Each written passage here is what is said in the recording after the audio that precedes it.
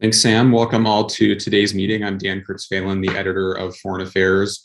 We are marking today the release of our July-August issue, though close readers among you will note that only one of our guests, in fact, has a piece in that issue. The other two have contributed to the magazine recently, but all three of them have, in especially trenchant and interesting ways, gotten at the big question of what the war in Ukraine means for global order going forward. And they've brought a diversity of views and a range of different perspectives to that question, but all, I think, in the writing they have done for FA over the last several months, or in some cases several years, have gotten at that question in particularly interesting ways. In the immediate aftermath of Russia's invasion, there was, of course, a flurry of commentary about how and why it would change the world.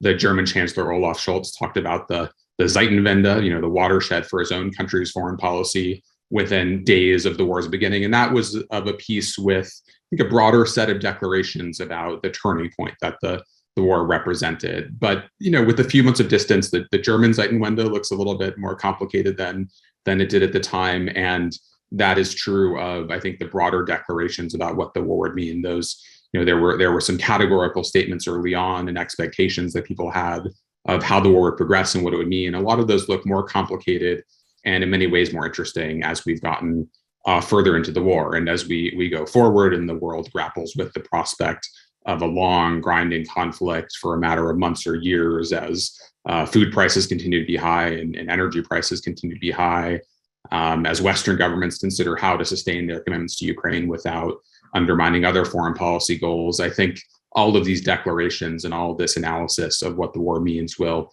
again, continue to get more interesting and more complicated. And all of that makes the question of what the war and what its outcome will mean for global order, I think, especially urgent today. We have these three fantastic recent FA authors, as I said, who bring a range of perspectives to these questions. I will very quickly introduce them since all of you have their full bios. We have Ambassador Evo Dalder. He was the U.S. ambassador to NATO during the Obama administration. He's now president of the Chicago Council on Global Affairs. And his most recent piece, which is in the current issue, is called Last Best Hope, co-authored with Jim Lindsay. And it looks at how the U.S. and its allies can take the opportunity presented by this crisis to build a better and more sustainable world order. We then have Tanisha Fazal. Nisha is a professor of political science at the University of Minnesota and has done some of the most important academic work in her field on questions of war and conquest and norms around them. Her piece in our previous issue is called The Return of Conquest, but I would also note that she did a really important piece a few years ago called War is Not Over, co-authored with Paul Post, which cut against, I think, the general view of these questions in the field at the time, but looks particularly prescient when you go back and read it with a few years of distance and in light of the war in Ukraine. And then last but not least, we have Shivshankar Menon, who is one of India's greatest foreign policy thinkers and practitioners. He is now a professor at Ashoka University, but from 2010 to 2014, he was India's national security advisor. He wrote a piece a few months ago called The Fantasy of the Free World, which quite early on in the war took issue with some of the triumphalist rhetoric that was prevalent in the West at the time. And that, I think, looks especially prescient as well with a few months of distance. So thanks to all three of you for joining us today. I'm going to spend about half an hour in conversation with you, and then we will go to questions from FA subscribers and CFR members. Nisha, I want to start with you because I'd like to go back to that piece that you and Paul Post wrote a few years ago in the magazine. The point you made that there was this sense that war had really vanished as a feature. Great power war, certainly, and even war more broadly, interstate war more broadly, had vanished as a feature of international relations, that it was on the decline. There was kind of broad sense of optimism about this. You took issue with that in that piece. And I think that that dissent looks especially insightful given what we've seen since. What was being missed in the broader conversation among scholars and observers and policymakers? And what did you and Paul see as you were doing that analysis that you thought was missing from the conversation more broadly? Well, thanks, Dan, for having me, first of all. And let me say also, just kind of as a preface to answer this question, that when at the end of February, when Russia's invasion of Ukraine began, Paul and I were in contact saying, we wish we were wrong. And we very much do wish that we had been wrong. But I think that there were two factors that people who were making the argument that war is on the decline were kind of either missing or skating over. One is that there has certainly been plenty of conflict since 1945 and over the course of the 20th century. It's just most of it, as you mentioned, has not been war between countries. It has been more along the lines of civil war, oftentimes in the global south, and so it just hasn't attracted as much attention in the global north. And then the second factor that I think was maybe a little bit easier to miss was that because of dramatic improvements in military medicine, what we have seen, and because most data sets on war have a fatality threshold, a certain number of people have to die in order for the conflict to be counted as a war, well, it seemed like, in fact, it looked like there were many fewer people dying in war, and people took from that the inference that that meant that war was on the decline. But in fact, war was becoming less fatal, not necessarily less frequent. And I think it's really interesting to see how that factor is playing out in the war between Russia and Ukraine, because we're seeing quite a different kind of set of casualties emerging from this war, given that it's a conventional war as opposed to an insurgency or a counterinsurgency. But we're also seeing a lot of politicization around the reporting of Russian and Ukrainian casualties. But I think that, just going back to the first point I was making is that, one issue about this decline, this argument that war is on the decline from the perspective of the global south, is this question of why the war in Ukraine is seen as such a big deal in countries like the United States, in EU countries as well, compared to really major conflicts in countries like Syria, Yemen, even Tigray right now. And I think that that's a legitimate question that people in the global south are asking, that speaks to the future of global order and raises the question of order for whom. We will pick up that theme in a second, but I want to stick for a second with this notion of surprise and ways in which most observers were surprised in the days around Russia's invasion of Ukraine. And Ivo, I want to jump to you, because you wrote a really smart piece with Jim Lindsay in March. This is not the most recent piece I mentioned, trying to analyze the West's response and what accounts for the ways in which I think it exceeded expectations in terms of the speed, the vigor, the unity. When you look back at those early moves, accounts for that surprise, and what should we take from that early success? Well, first, thanks for having me, and I'm really looking forward to the conversation with three smart people here on screen, and that includes you, three other smart people. So really looking forward to that.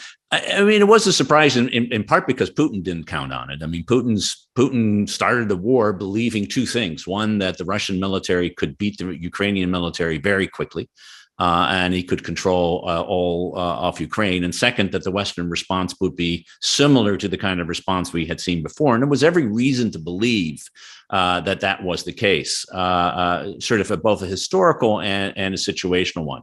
Situational one, the U.S. had taken a beating back a year ago now when it really screwed up the withdrawal from Afghanistan. Not so much a decision to withdraw as the manner in which it did it unilaterally without involving allies. And we saw it all on TV in ways that a great power really shouldn't be acting. And that had the sense that perhaps the United States was continuing a long period of decline, and therefore wouldn't be able to marshal the kind of resources necessary to oppose Putin and his invasion.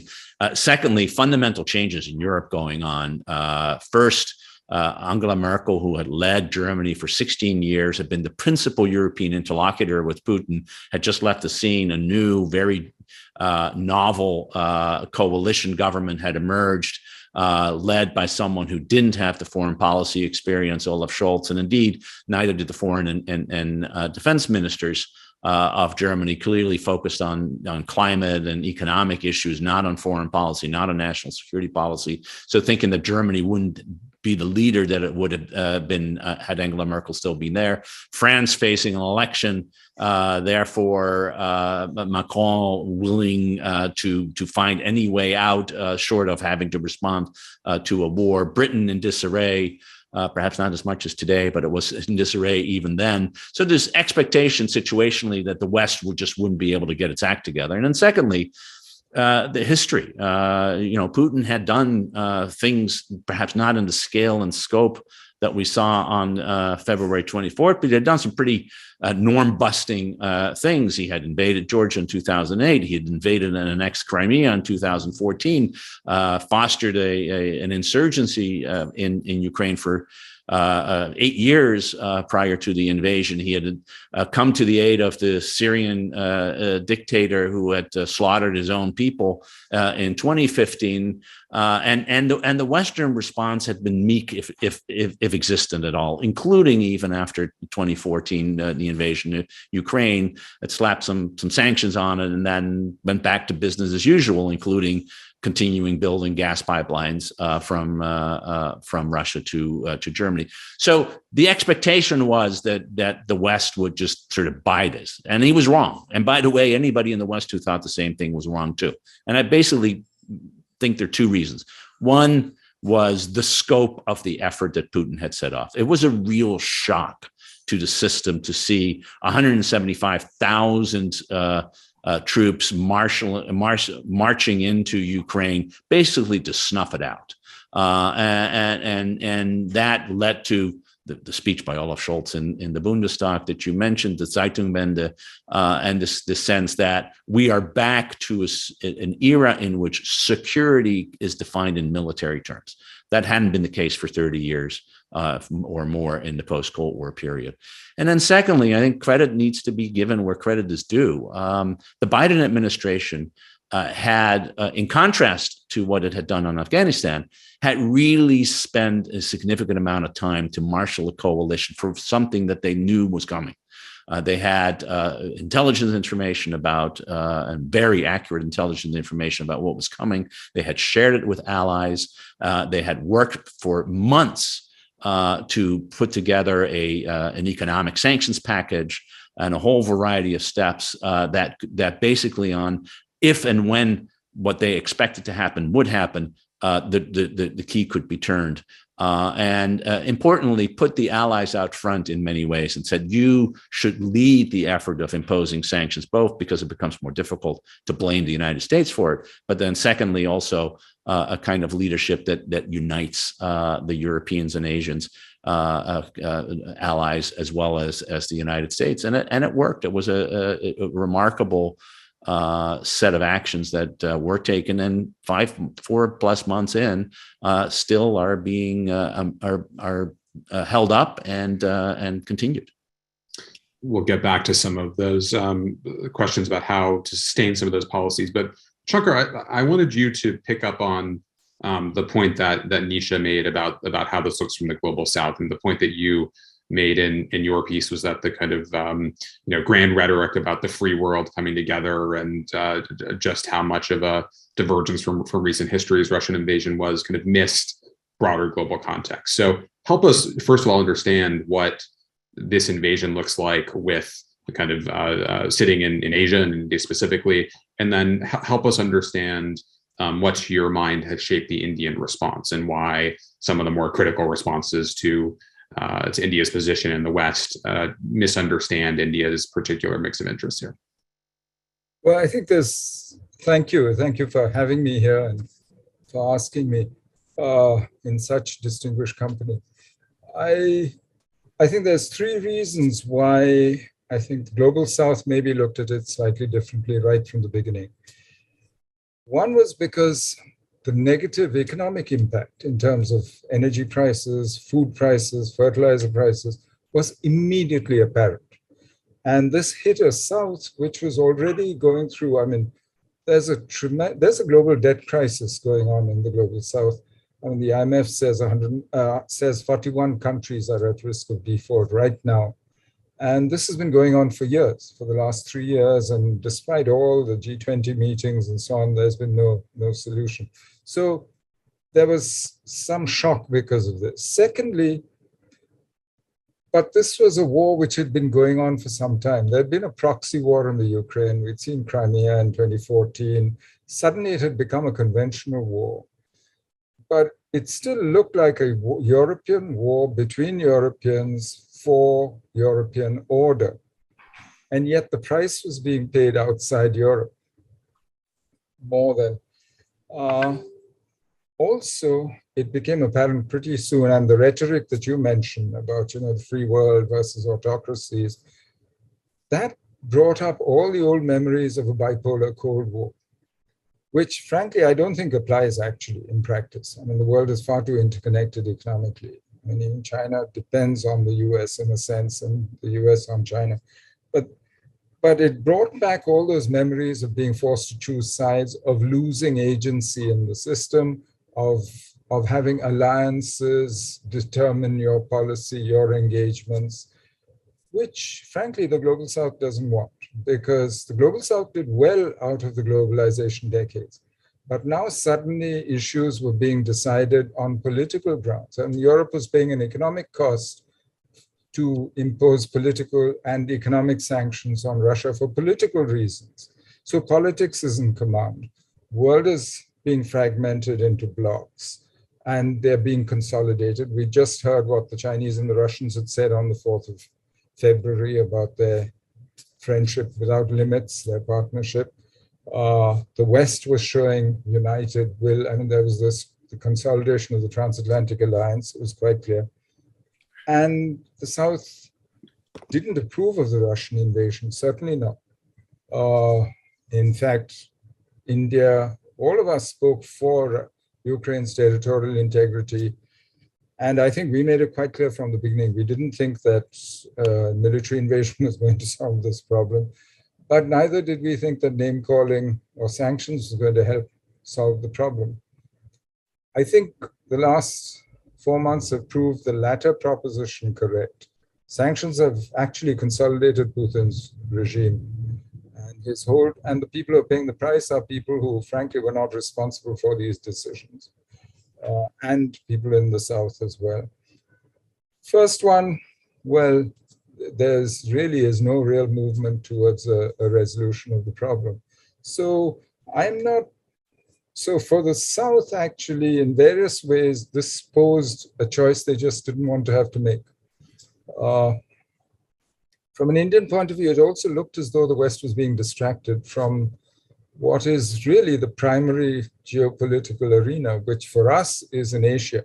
This is now the geopolitical center of gravity, the economic center of gravity of the world economy. And we have huge issues to deal with. We have a slowing world economy. We have climate change issues. We have, as I said, a debt crisis across the developing world. And we've seen plenty of invasions and wars, even in this century, and not all of them by one side.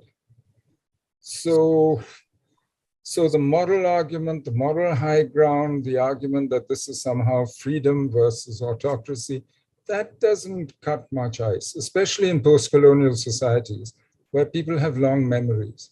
So when you say, why did India, the South react the way they did? But that doesn't mean that in practice, if you look at the Indian position, it has steadily moved closer and closer to what the US and the West are saying. Even China has respected sanctions on Russia, economic sanctions. Because from an Indian point of view, my summary is simple. Russia might be a desirable partner on the Eurasian continent, because frankly, most of the West is just absent in Eurasia. But the West is an essential partner for India's transformation and throughout maritime Asia, the Indo-Pacific, whatever you want to call it. And there is no way that we can transform or develop India without working with the West. So, and this is actually as true of China as it is of India. And the Chinese know this. In fact, they are in this position, strange historical position, where they are powerful but dependent on the world. and where their own economic growth and therefore their internal stability actually depends on their links with the US and the West, who they are convinced are determined to prevent their rise. So we have a complex situation, as you said, and there are so many threads here that so many rabbit holes to go down. I'd better stop. Let me get Nisha and Ivo to pick up a couple of those threads, responding to some of what you laid out there. Ivo, let me start with you. And of course, both of you are former officials, not current officials, so you're not speaking for your governments at the moment. But Ivo, what is your quick reaction to that relatively critical account of U.S. strategy in this case?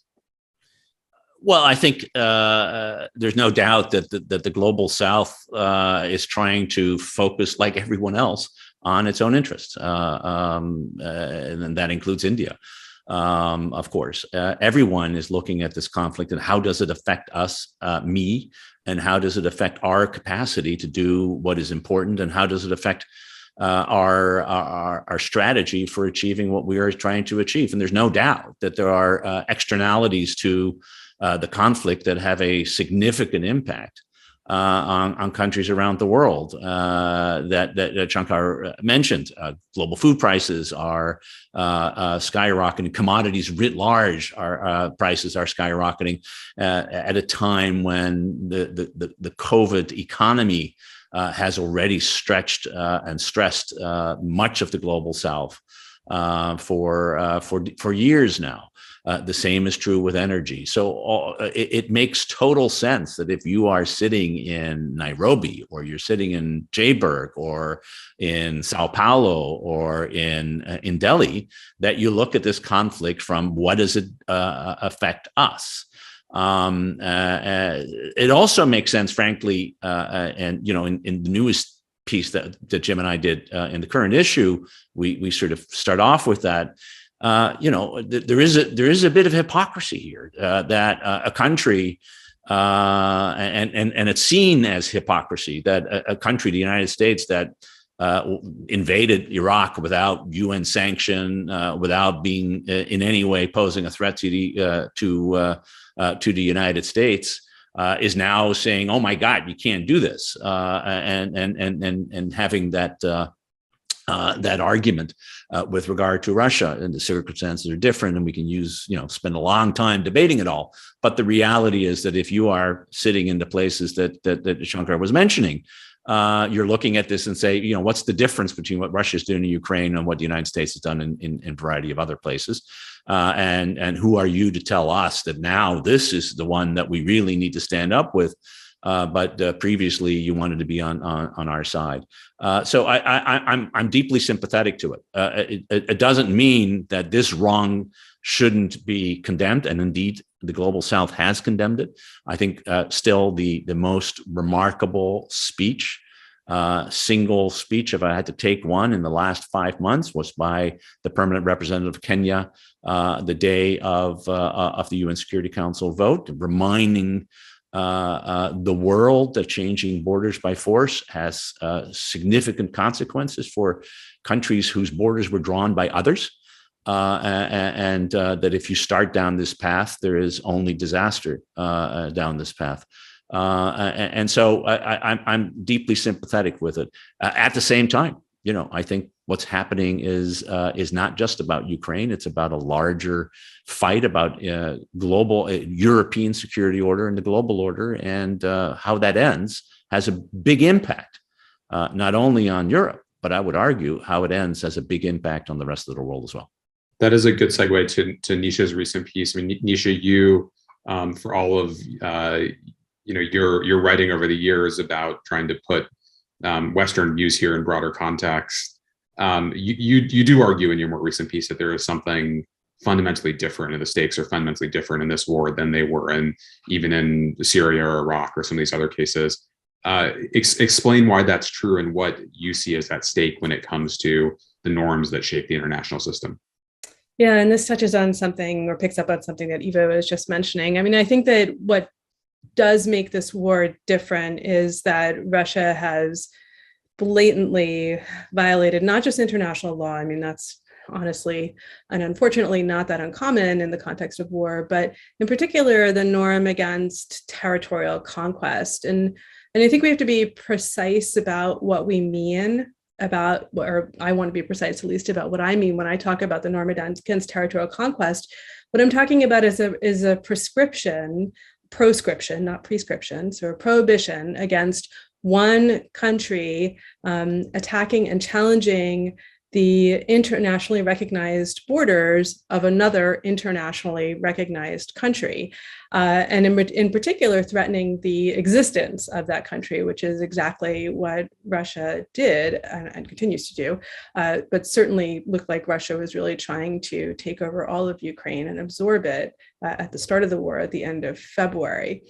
And the reason that I see this norm as especially important to global order is that it's kind of a club good, right? The idea is that you're a member of the club, and we could think of the United Nations here as a proxy for the club. And part of the membership in the club, a sort of a floor condition, is that your existence is secured. You're, as a member of that club. And I should also mention that this is a really permissive norm. It allows a lot of very bad behavior. And the Global South, I think, is right to call out larger powers for engaging in that kind of bad behavior. There are countries in the Global South that have engaged in similarly bad behavior. But that is what I see as fundamentally different in this war compared to more recent wars. What about, let me press you on one other norm that has not been exactly violated yet, but certainly seems closer to being violated than I think most of us would have imagined in recent history. And that's Putin's nuclear saber rattling, the potential of the use of a nuclear weapon, even if that's kind of a tactical nuclear weapon that is used more to kind of show the capability rather than to do real damage. To what extent do you see that as a meaningful change that will have repercussions in international politics going forward? Well, I mean, I think that would be extremely meaningful. I think it speaks to a couple of questions. One is, how do we know, what is the path of norm decline? And the answer is, we don't really know. We haven't really studied this question.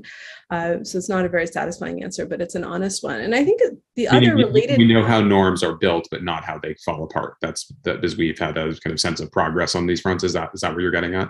Yes, that is my read of the research. I think the other question is, if we want to think about these two norms, the norm against the use of nuclear weapons versus the norm against territorial conquest, like if they come head to head, do we have to sacrifice one versus the other? And I think that's also a really important question. I mean, I think that territory is divisible in a way that nuclear weapons are not. And so as a normative matter, no pun intended, I think I would be willing to sacrifice the norm against territorial conquest to some extent if it meant avoiding nuclear weapon use. But I also don't think that's my decision or our decision. I mean, this is something that Ukrainians are going to have to decide how they want to handle. But all of this is to say that I think that the future is looking rather murky at best and grim at worst for the norm against territorial conquest. Shankar, let me go back to you to talk a bit about this question of choosing sides, but especially in the context of growing US-China tension. And you hear this from lots of governments and observers in Asia, especially, and in India, that in this growing Cold War-like environment, you have this pressure that will not be particularly beneficial to Asian order or to the region. So as you see US-China competition evolving, what concerns you, and how do you think actors both in the US and in Asia can shape it to better effect? Well, it seems to me that you're right. You hear ASEAN, India, everybody saying we don't want to have to choose sides. Many countries in Southeast Asia rely on the US for their security, on China for their prosperity. So obviously it is a hard choice. But frankly, US-China contention also opens space for other people to follow balancing strategies, to, so, I mean, there's a simple example. The Russian oil is now cheap for China and India, thanks to what's happening between the West and Russia. And, so what you're actually seeing is states acting on their interests. While they make all the right noises, saying we don't want to have to choose, we want a rule-based order, we don't want, but unfortunately, as the strength of the norms or the power of these norms has declined, you see the actual behavior has deteriorated considerably. Asia has seen the history's largest arms race in the last 2 decades. You had former Prime Minister Abe soon after, well, the Budapest Memorandum became a scrap of paper, Putin threatened nuclear weapons. Abe speaking of the possibility of nuclear weapons in Japan. There's no question that after Ukraine, I think anyone who speaks of denuclearizing North Korea or expects Kim Jong-un to give up his weapons is probably honestly talking through his hat. The percentage of South Koreans who think that if North Korea has a weapon, South Korea should have a nuclear weapon has increased by 10% in the last 6 months. So there is a norm there there is a nuclearization problem. And Japan is actually discussing nuclear submarines, building nuclear submarines. So I think so Ivo's right when he says that these are side effects of the Ukraine war. But frankly, these were fraying before. They've been fraying since, I would say, all the way back to 2008. And then the last time the international order responded in any coherent fashion was really London in April 2009, when the G20 did something to prevent another Great Depression, prevent us heading down the path we did in the 30s. But after that, look at our pathetic reaction as an order, international order, to the pandemic, to all the crises we've had since then. And that's where China-US contention actually gets difficult. But frankly, I don't think the real risk in Asia is China and the US ending up in a military confrontation. I assume these are rational people who follow their self-interest, in which case that's not number one.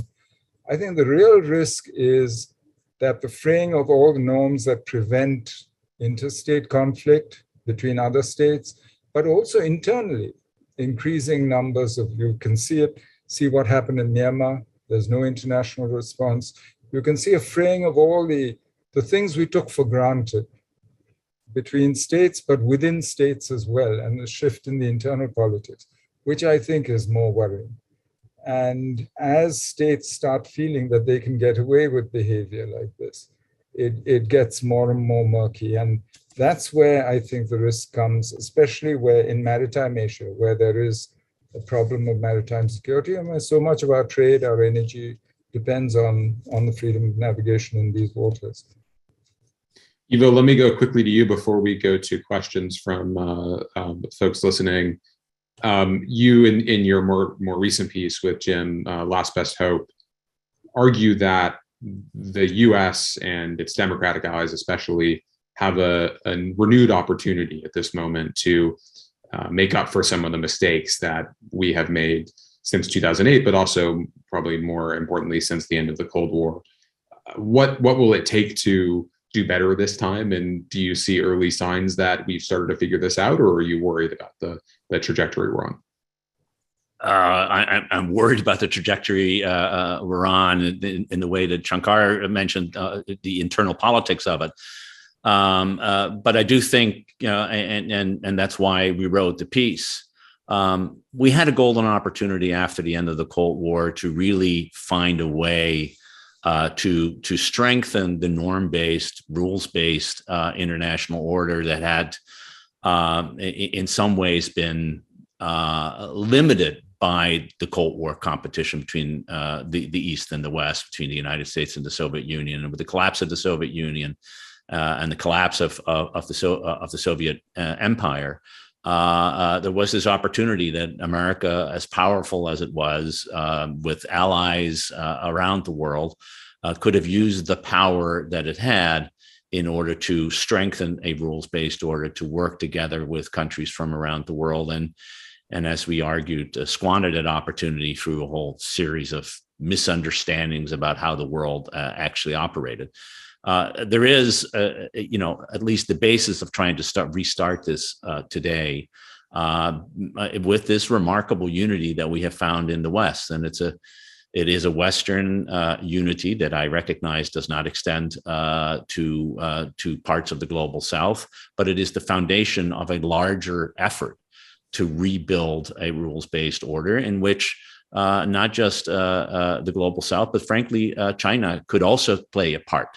But it can only play a part if it understands that the alternative it's seeking, that is to remake the rules-based order, is not going to work because the power that stands against that is too large. So we advocate for starting this process by creating what we call the Group of 12, which is bringing together all of the allies of the United States in North America, Europe, and Asia, together with the European Union into an organization that would coordinate not just on economic policy as the G7 does, not just on military policy as NATO and bilateral alliances do, not just politically as the European Union and the G7 and sometimes do, but on all three areas: in foreign policy, in security policy, and economic policy, in order to create a strong basis for competing effectively with China and with Russia, and importantly, to provide an attractive club to which others might want to belong. And using the analogy of EU and NATO expansion, by offering something positive, including to the global South. 60% of global GDP resides within the G12. 60% of global military power resides within the G12.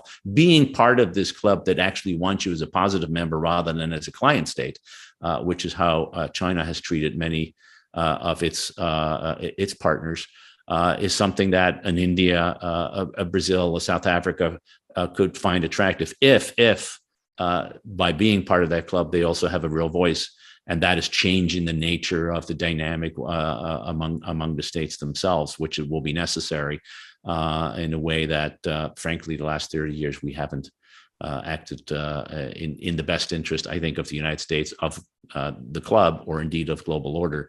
And we have a rare second chance, the last best hope, really to get it right this time around. And that is the only silver lining that I can find from the brutal invasion that Russia launched against Ukraine. I will stop there, Sam. Let's go to questions. Thank you so much. Ladies and gentlemen, as a reminder, to ask a question, please click on the raise hand icon on your Zoom window. When you are called on, please accept the unmute now button and proceed with your name, affiliation, and question. You may also type in your question using the Q&A box on your Zoom window at any time. And as a reminder, this meeting is on the record. Our first question is a written submission from Manik Mehta, who asks, do you think the world order as manifested by the G7 is being undermined by the emergence of the BRICS group, which is expanding with the inclusion of Argentina and Iran, and potentially with more members expected to join? Shankar, do you want to start on that one? I'm not sure that the BRICS is expanding. China is keen to expand it. In fact, has been talking of its own G11 or G12 almost, by bringing in other countries into BRICS. But I heard the Russian ambassador saying yesterday, somewhere on the record, that Russia is not in favor of a rapid expansion of the BRICS. I don't think other members are keen on the idea yet.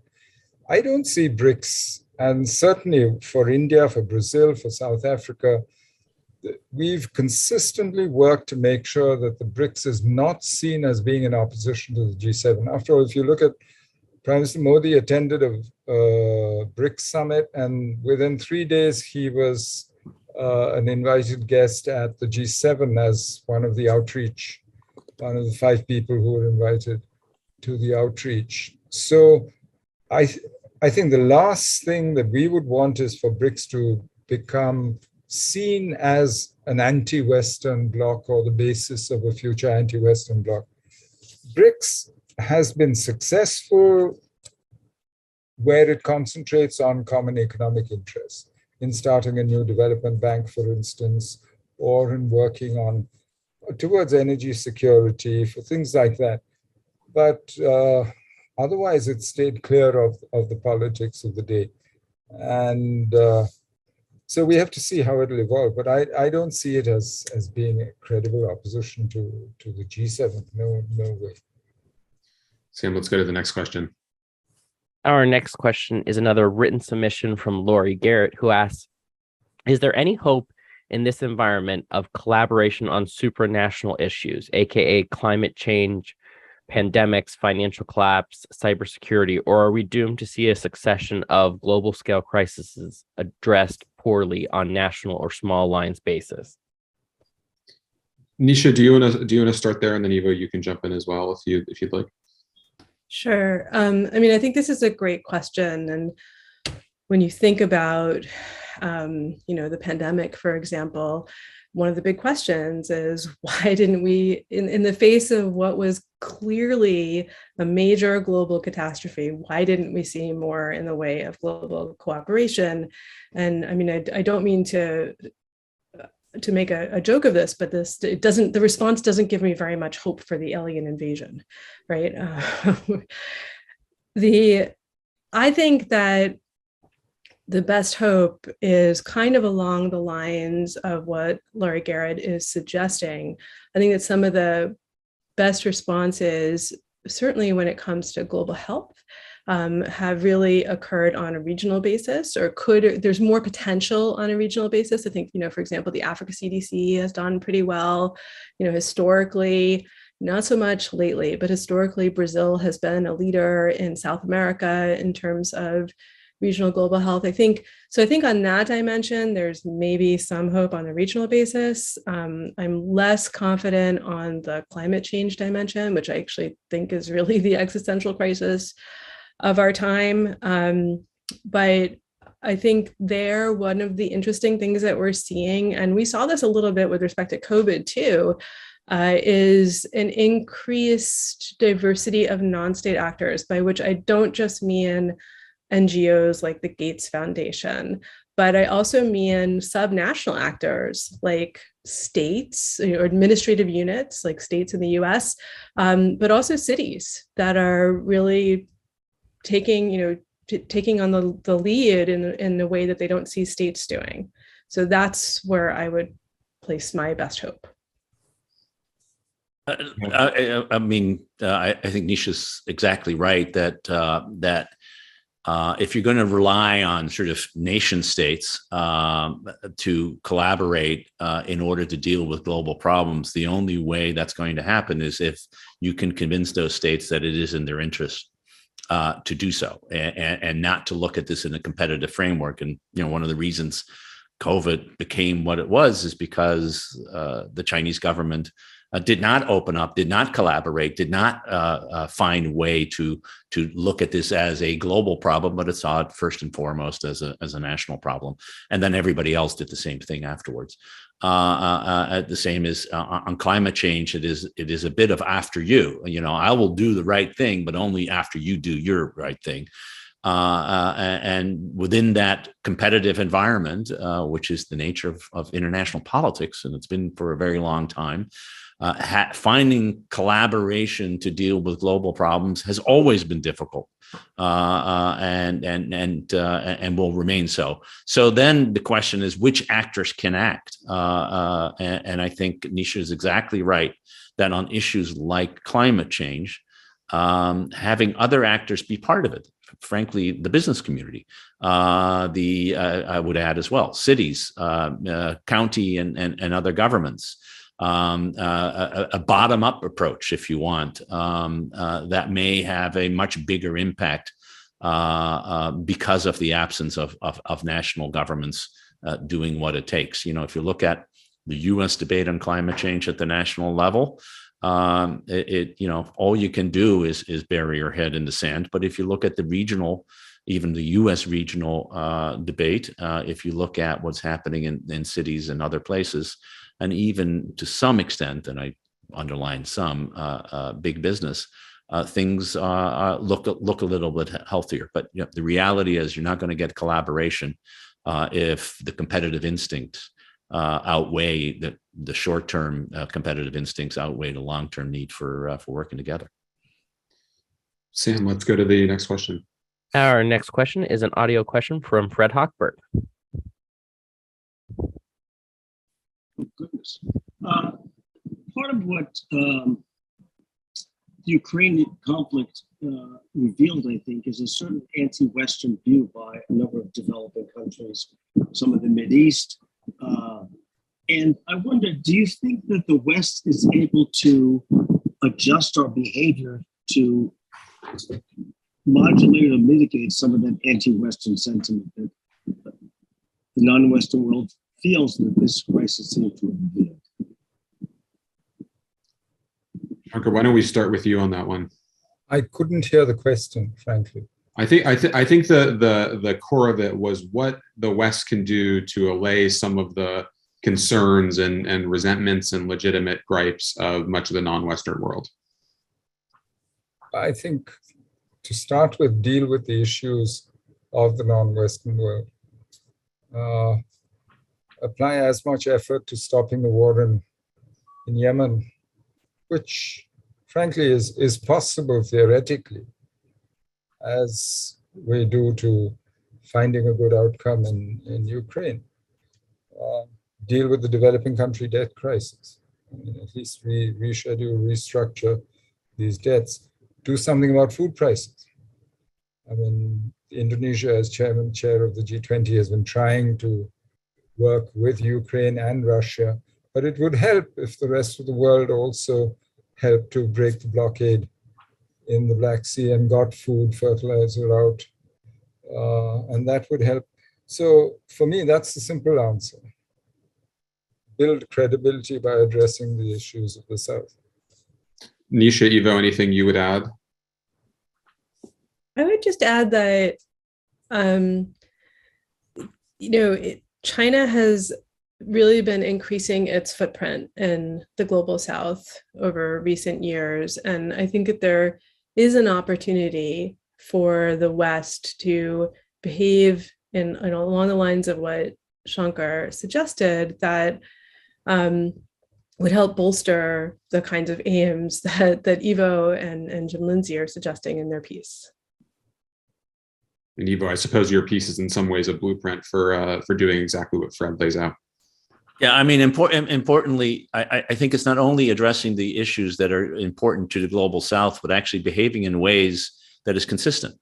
If you're going to make a normative argument about certain, attack on other countries that they're misbehaving on a normative sense, then it's probably good for you not to do the same thing. And start in some sense looking at yourself and looking at, it's very important, and it's part of the reason we wrote the piece in the way we did. We got to look back at why we got it so wrong over the last 30 years. And what mistakes did we make? Because there was a unique, 1989, 1990, 1991, the world looked very differently, including after the Gulf War. A UN-sanctioned 50-plus nation effort to restore the territorial integrity of Kuwait without overthrowing the regime. Just importantly, if you were at that point, and Bush and Scowcroft talking about this new world order, but then we didn't do anything. And looking back at ourselves, I think that is as important as then addressing the issues that are in front of us. Can I add something? Mm-hmm. It seems to me there's a very good article in this issue of Foreign Affairs by Phil Zelikow, where he describes order as the ability to do things, to deliver outcomes, and says, therefore, what we should concentrate on is identifying the tasks which we should be doing, which affect us all, and actually doing something about it, restoring order in a sense, in a world which is either between orders or without order. Rather than the theater of politics or establishing credibility or or even rebuilding norms, because all those are very long, slow processes, political processes. Whereas I think we can get credibility very quickly if we actually were to sit down and say, okay, here's our hierarchy of tasks. Climate change is existential. We're going to do something serious about this. Yeah, it is a great point, and it's a great piece that I think is reads very well alongside much of what you all have written. Sam, let's get more questions in. Our next question is a written submission from Hani Fandakli, who asks, does the Russian invasion create an opportunity to address chronic regional issues such as the Palestinian-Israeli issue on the basis of territorial gains by force? Ivo, do you want to take a crack at that, or Nisha? It's, yes, in principle, no, in practice. I think is the, every conflict in one form or another has its own unique fundamentals. And if you don't address those unique fundamentals, you're not going to be able to resolve them, even though they also represent, typologies in ways conflicts occur. And you can draw on these different typologies to try to find a way out of the unique situation. One turn it around, one possibility to think about is how do you move forward on the Ukraine Russia war without either side really being willing to settle for either the status quo or anything else, is to take a lesson of the kind of the situation after the Yom Kippur War in 1973, in which the goal was to stop the conflict and then to find disengagement and find ways to in some ways accept that both sides have a different view of the territorial nature of the situation, and use that as a basis for building confidence over time to change, which worked in the case of Egypt, didn't really work in the case of Syria. And certainly hasn't worked at all in the case of the Palestinian-Israeli conflict. But to think about it in those terms. But I don't. I'm afraid that I'm not an optimist on ending the Russia-Ukraine conflict. I'm also not an optimist on ending the conflict between Palestine and Palestinians and Israelis. I mean, so first of all, let me say I share Ivo's pessimism, unfortunately, with respect to these two conflicts. But what I'll add is that I think that the conflict in Ukraine has been revelatory in a lot of ways in terms of really exposing some of the weaknesses of international order that we've been discussing, but also in sort of exposing what might seem like hypocrisy of some of the norms that have governed the international system since 1945.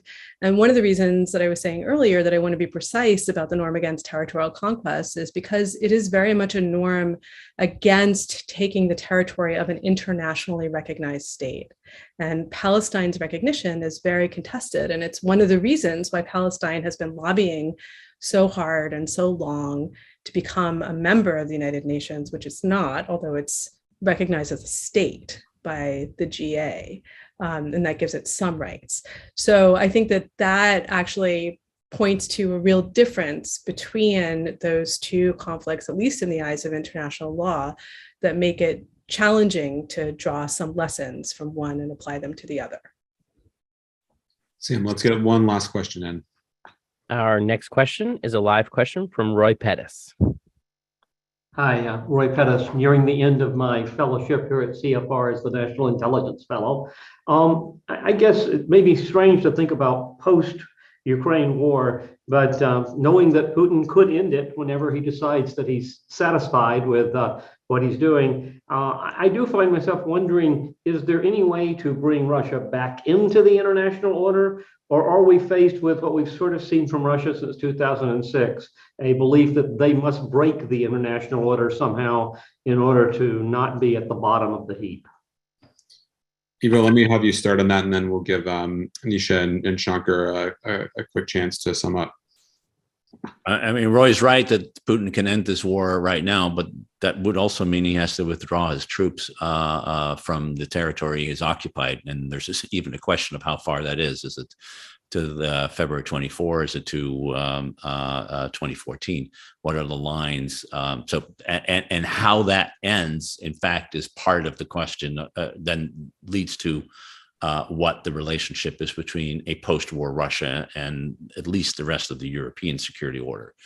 As long as Russia has this stated aim of overturning the post-Cold War status quo, particularly in terms of territorial integrity and independence, which is not just a violation of the UN charters, but frankly of every single European security document signed since 1975, including as late as the Istanbul Declaration of 2009, 9, I guess it was, and the Astana Declaration of 2010, in which the territorial integrity and independence of the member states was recognized by all.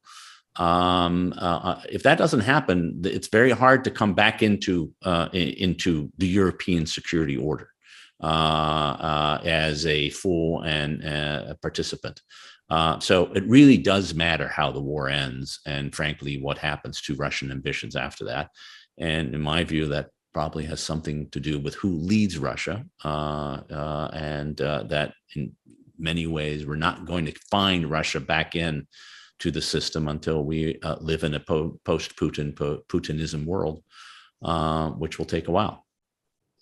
Nisha, let me get you to reflect on that in the context of your work on norms and what that would mean for the norms that you've studied, but also what you would recommend in terms of reinforcing this. Well, I think that if we're talking about, if the question is, can we bring Russia back into the club, right? The club as it stands right now, I think Ivo's response is the correct one, that Russia can't come back in. You can't really ease up the pressure until Russia at least recognizes Ukraine's sovereignty as a state. I think there's an outstanding question of what could happen if there was kind of just a de facto occupation of Eastern Ukraine, the way that there has been of Crimea. There's maybe a little bit of room to maneuver, but to me, the bigger question is, if we're asking, can we bring Russia back in? The question is to what, right? Is it the existing order that's been around since 1945, or is it a new, not necessarily 180-degree different order, but some other kind of order along the lines of what Russia and China have been discussing, especially early in February? Shankar, let me have you close with some thoughts on how we deal with Russia after this. You've obviously dealt with Russian officials and diplomats in a different capacity, so you think you'll have a different vantage on. I'm just surprised that Putin doesn't just declare victory.